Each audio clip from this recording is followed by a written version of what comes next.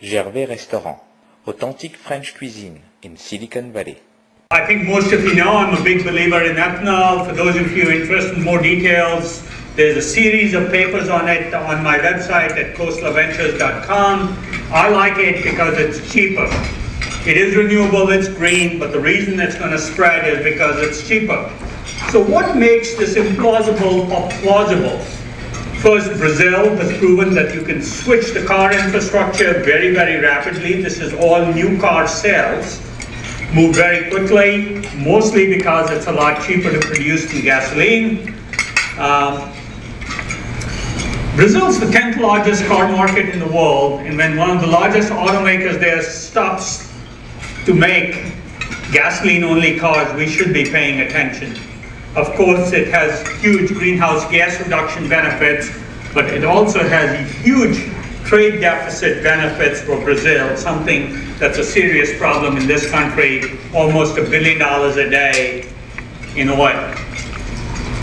If that makes it plausible that can be done someplace, what makes it possible in the US? First, a lot of these cars exist. More important than the number, there's almost as many flex fuel ethanol capable cars in California today on the roads as there's diesel cars and light trucks. That's pretty amazing. Of course, we only have one pump. What else makes it possible? At least it's possible because it's cheaper than gasoline. All of us know we like cheap. And it's a very easy switch over for automakers. Now, why else? First is today's cars and fuel distribution, today's liquid fuel infrastructure, cheaper to produce, leverages current trends. So if we have hybrids and electric cars, they work in conjunction with, in parallel, it's not either or. If we do hydrogen, it's either or. What else makes it probable? So hopefully implausible to plausible to possible. I'm most interested in how we take the possible and make it probable. There is, in the next issue of Wired magazine, an article authored by me coming out that talks to this issue. But the interest groups have to be aligned. We have to have enough land. You've heard energy balance questions, emissions issues, and kickstarting it. I'll address each of these in turn. First, and probably the single most important issue with any new technology, the politics has to be aligned. If powerful forces are upset, it won't work. That's what I love about ethanol. Multiple issues, no matter what your point of view, there's one answer. If you're a consumer or an economist, it is the cheapest fuel to produce. If you're a neoconservative and worry about national security, energy security, those issues, sometimes called right-wingers, I do care about energy security. It is the only answer that works. If at the other end you're Tom Daschle and care about rural economics, farmers, the powerful Senate control of the middle of the country, then in fact it is the right answer. If you're the NRDC and care about carbon emissions, it's the only answer. That's short term, at least for the gasoline replacement market. Now, I want to emphasize again, that's what I'm talking about.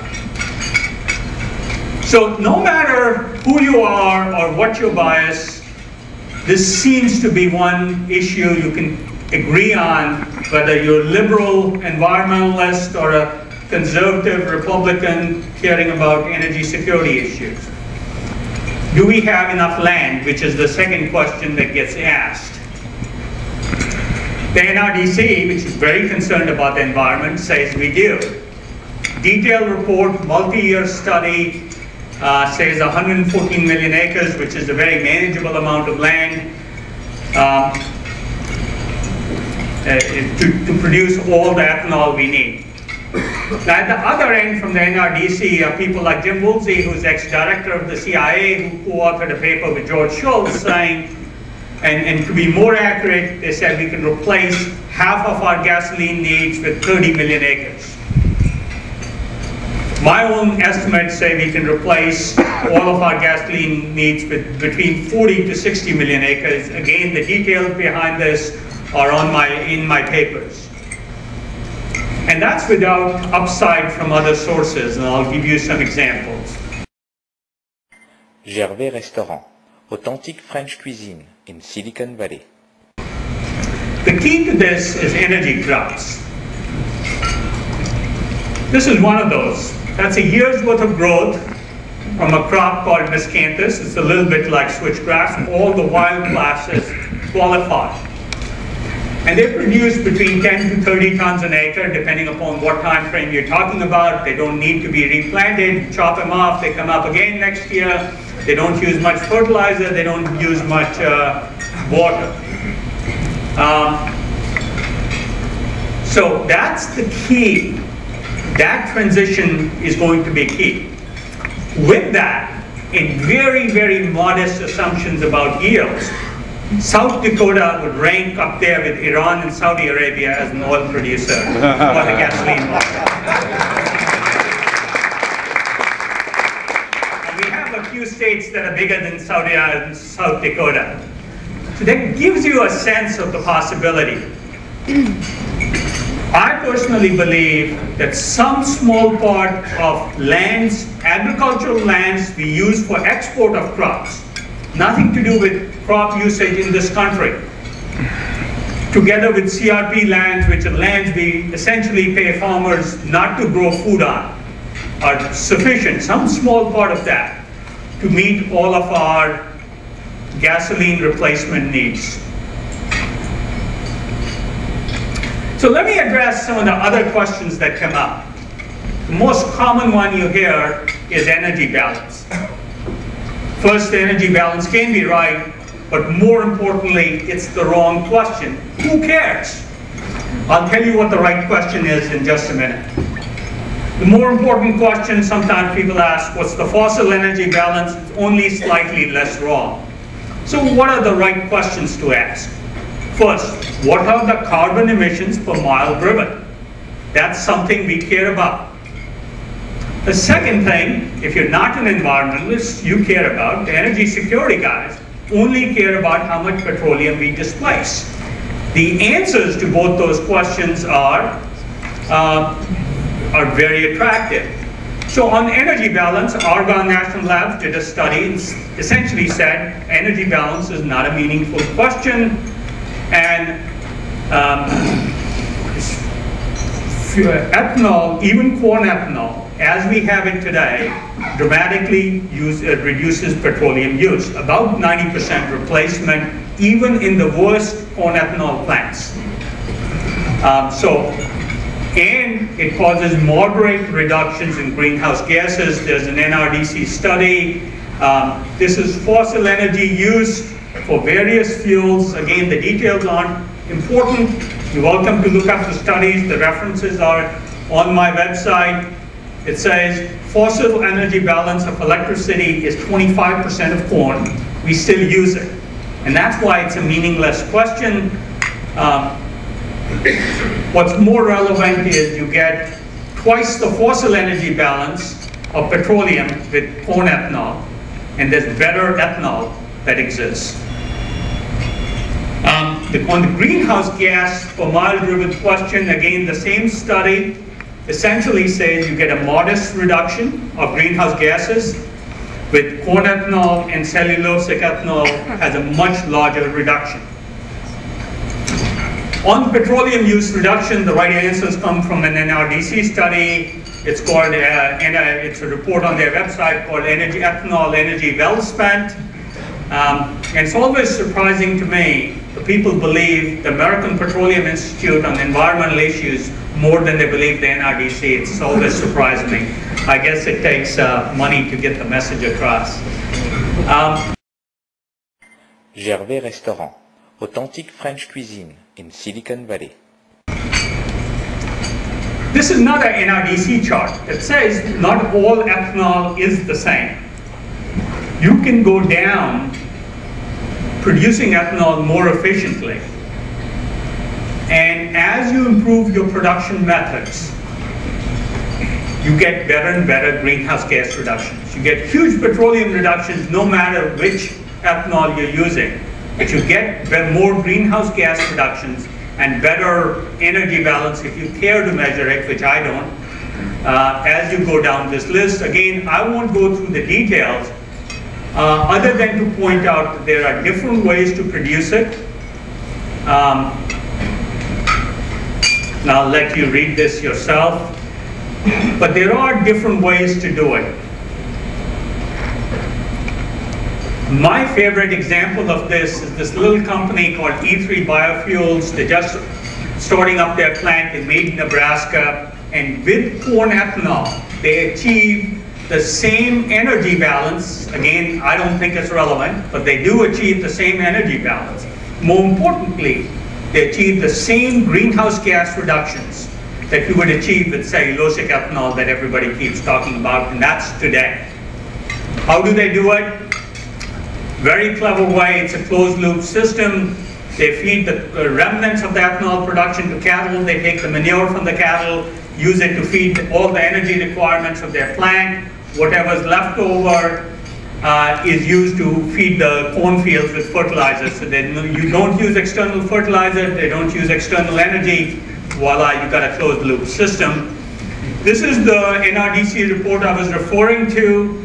Again, I'm not going to spend any time on it, except to say the issue here is we don't want the perfect to be the enemy of the good. There is a good option, it's an immediate option, we should adopt it. The other question I raised was emissions. Ethanol meets almost all California emission levels. These are two on-the-road cars, a Ford Taurus, a pretty popular car, and a Mercedes running on E85 ethanol and gasoline, and what the various emission standards are in California.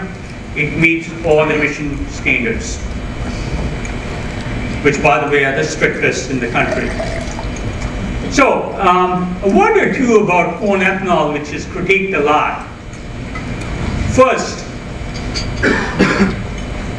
corn ethanol starts a trajectory for us that takes us from about 400 or 500 gallons of ethanol per acre to maybe 6 times that over the next 25 years. I'll talk about this in a minute a little bit more.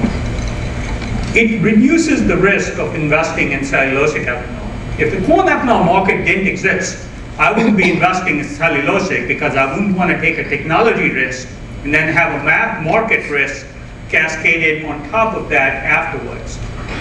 It also primes the infrastructure. The cars show up, the blending shows up, tankers, pumps, all that. And it's completely compatible, as I said before, with hybrids. So if hybrids take off and we reduce our gasoline needs by 25%, that's great. It reduces the amount of ethanol we need. If we add stronger CAFE standards and lightweighting of cars with new composite materials, and it reduces our gasoline needs by 50%, then it becomes that much easier to replace it. These are two compatible technologies, and I suspect they will coexist. Again, I won't spend time on other things, but the most important point I want to make, and this is the point of the Wired article I mentioned, it puts us on a trajectory to energy independence, and it's a great start. In fact, it's the only real option we have to get started on. And if we look beyond what is today to what can be in the future, there's a stepping stone. I'll talk about this in just a second. Gervais Restaurant, authentic French cuisine in Silicon Valley. On technology, we have corn, cellulosic is coming along, gasification is next, and I'll tell you, this is a vial of ethanol. What's special about this vial is it was produced from this material, which is just your standard wood chips. And that was produced in a production process, not an experimental process. And this is today. This is being scaled up as we speak. I can't tell you if the scale up will work, but it's very likely. There's people producing 5 times the amount of ethanol per acre that I'm talking about using algae. A startup out of MIT called Green Fuels.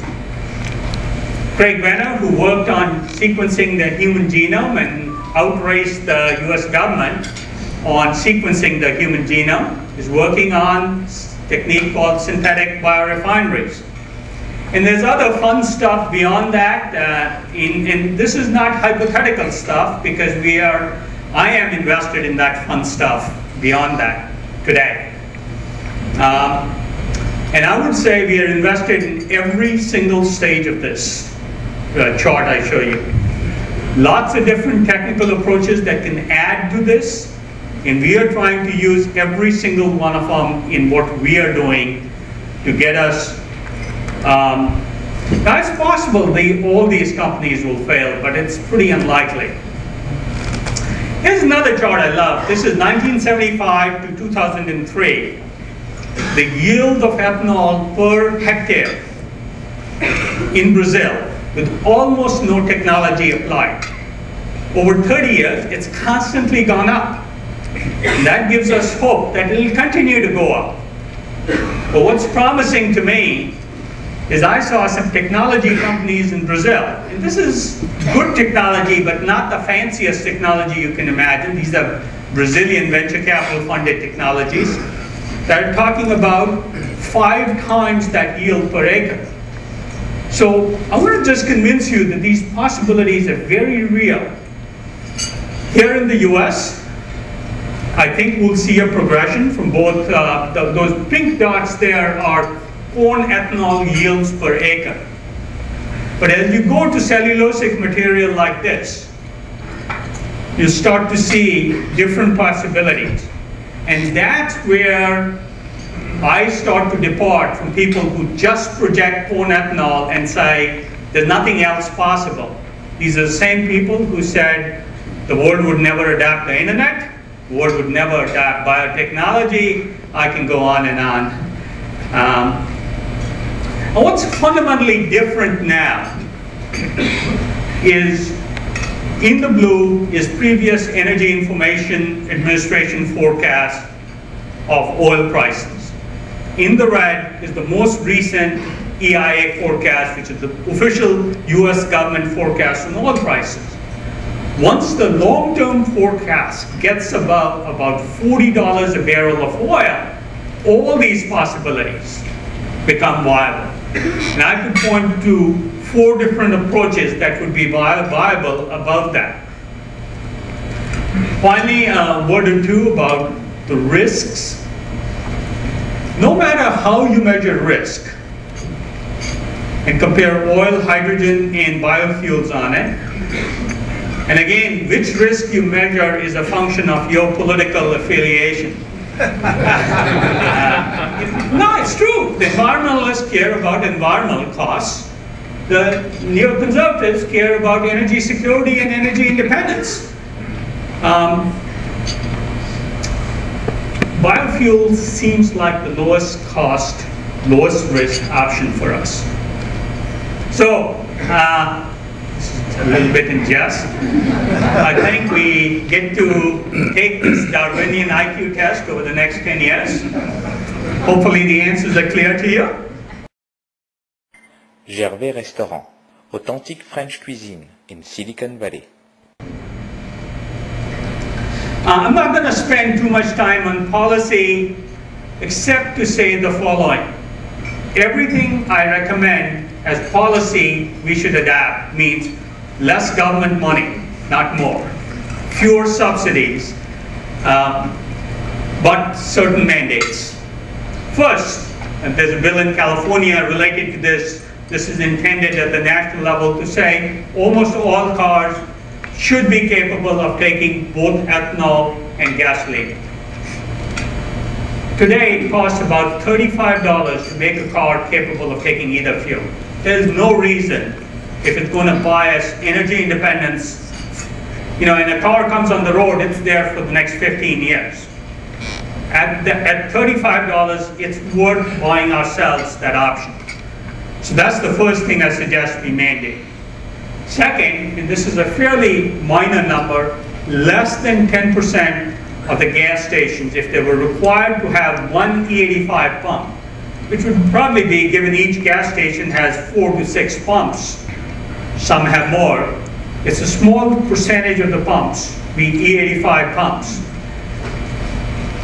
We won't have a problem. The last thing I recommend is that we have a subsidy on ethanol, a subsidy that is definitely not required to make it economic. I'm suggesting we reduce it in a very clever way. And by the way, the subsidy reductions will more than pay for the first 2 bullets, even if we were to compensate the automakers and the gas station owners for doing that. You can pay for it in a year, let alone over a period of time. What I'm proposing, and the biggest risk to ethanol, is the manipulation of the price of oil by the oil companies. So I'm suggesting we take the subsidy, which is about 50 cents a gallon, 51 cents, and change it to a variable subsidy. So at $75 oil, it's cut in half to 25 cents. I'd rather see it 0, but that's not politically feasible. Farmers have a lot of clout. And make it 75 cents if oil ever dropped to $25 a barrel.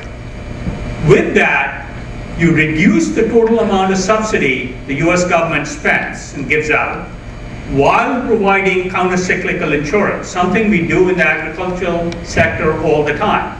So we reduce our spending and provide free insurance. Most importantly, we signal to the oil companies that price manipulation of oil will not drive ethanol out of business. That signaling is extremely important. There's other things, again, I won't spend time on them. With that, here's where we think we can get. That blue band, light blue band, is the amount of gasoline consumption in the next 25 years or so. And that depends on what energy efficiency assumptions you make, where we'll end up. That's the amount of gasoline we can replace with ethanol. So these are gasoline equivalent gallons of ethanol, because a gallon is not the same under the 2 fuels. And that's under modest assumptions. What I like to say is, let's say we failed at this, and I was off by a factor of 2, and we only replaced half of our gasoline. I don't mind that. That'd be a fabulous success. So we have a lot of headroom. I will skip this slide and move on to a couple of different solutions. Gervais Restaurant, authentic French cuisine in Silicon Valley. This is a car sold in Sweden. It's the standard Saab 9.5 car. They've called this the Biopower 9.5. It's become GM's hottest selling model in Sweden. Why? Because it's not only flex fuel, it's turbocharged. With that, you don't get all of the mileage penalty that you hear about in the marketplace. You get less mileage on ethanol. Why? Because it uses a higher compression ratio when running on ethanol, and voila, some of the penalty disappears. I bring this up only because I want to point out that people do want alternatives. In a commercial competitive market, even without a lot of E85 distribution, this has become a hard seller, mostly because on ethanol it gives 20% more horsepower, and people like that. If these engines were optimized for ethanol, and it makes the point that we talk about the mileage penalty when you're running ethanol in a gasoline engine, if they at all become optimized for ethanol, we will see that disappear. Again, lots of myths about ethanol. All of them are addressed in the second of my 3 papers. I won't cover them here, other than to say that here's all the studies that show positive energy balance. The study on the right shows a negative energy balance. Only the one on the right is cited in the press. That's why all of you probably have a misperception of this energy balance issue. Now, I don't think the press has any bad intent, but what does happen is every journalist is told in journalism school to present a balanced story. So they want to present the other side. So it happens there really isn't another side. So they pick the one study that shows a negative balance and feature it to get balance. But they get balance at the expense of accuracy. And journalists have to trade off balance and accuracy, and I suggest they make the wrong trade-offs. That's why the market perceptions that you see. Ethanol is also a lot more cost-effective. Chevron's been talking about the Tahiti oil field in the Gulf, $5.5 billion to get 1/4 the capacity that they could get with the same investment in ethanol. That's why ethanol is cheaper. Finally, this issue of free markets, people talk about the subsidies for ethanol. The fact is, the subsidies to gasoline, even today, are 10, 20 times larger, measuring only the direct subsidies. It's the only business I know that can depreciate 300 or 500% of an asset. Because of one little phrase inserted someplace called excessive depletion of percentage over cost. So they get to depreciate 15% a year of an asset for 30 years. Now you know, you can work out the math. There's 20 such clauses buried in our laws, all inserted by lobbyists. In fact, the subsidies, the direct subsidies, not counting the indirect subsidies, have been estimated at dollars per gallon. Gervais Restaurant, authentic French cuisine in Silicon Valley. And it isn't a fair free market. So let me try and finish. This is a detailed eye chart. Again, I suggest you study it in more detail, but the point I want to make is the following. On the horizontal axis is the stuff I believe investors will invest in. On the vertical axis is the market phenomena. Now, if you ask investors to invest in the last column on the first day, that won't happen. Investors need a return in a year, 2 years, 3 years, 5 years, but they won't wait for 20. So any technology that has to have a future has to have a way to attract Wall Street investment in small incremental steps. So I sort of sat down, said the analysis, what market phenomena do we have now? What can we invest in? And this is a chart that says, this is how investment will drive the next big revolution. But that next big revolution has to happen with rates of return being reasonable within 2 to 3 years of an investment. And this is the key why hydrogen makes no sense at all. You make investments in hydrogen, you wait 20 years with a lot of uncertainty. There aren't these incremental returns. So this is a chart out of my Wired article. Again, I won't go through it. It sort of says, here's what will happen. One word I'll try and explain, called the Bio-Hall trajectory. There's no question in my mind that ethanol isn't even the right answer. It's the right answer today. But as soon as you give people the chemistry of ethanol, they say, well, if I add 2 more hydrogens over here, a carbon over here, we'll have more energy content, we'll have better mileage, it'll be cheaper to produce. So already, half a dozen people are looking at new chemistries. That's what entrepreneurs, researchers do.